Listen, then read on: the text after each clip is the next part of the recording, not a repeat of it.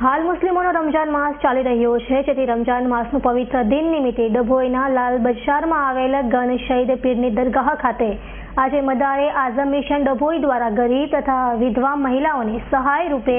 જીવન જરૂરિયાત વસ્તુઓની કીટનું વિતરણ કરવામાં આવ્યું હતું। ડભોઈ ખાતે લાલ બજાર ગન શહીદ પીરની દરગાહ પાસે આજે મદારે આઝમ મિશન ડભોઈ દ્વારા મુસ્લિમ બિરદાઓના પવિત્ર રમજાન માસ પૂર્ણ થવાને આરે છે, ત્યારે મુસ્લિમ સમાજના રમઝાન માસની મહત્વની 27મી તારીખના પવિત્ર દિને મુસ્લિમ અગ્રણીઓ યુસુફ દિવાન, હસન અલી બાવા, ડોક્ટર આદમભાઈ ખત્રી, સૈયદ તાહિર બાપુની ઉપસ્થિતિમાં મુસ્લિમ સમાજના નિરાધાર તેમજ વિધવા મહિલાઓની જરૂરિયાતની વસ્તુઓની કીટ વિતરણ કરવામાં આવ્યું હતું। આમ મુસ્લિમ સમાજના રમઝાન માસમાં દાન કરવું એ મહત્વનું હોય છે, તેમજ નિરાધાર મહિલાઓને સહાય કરવી એ પુણ્યનું કામ છે।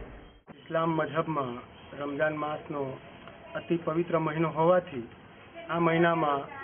દાન દક્ષિણા કરવામાં આવે છે। મદારે આઝમ મિશન ડભોઈ તરફથી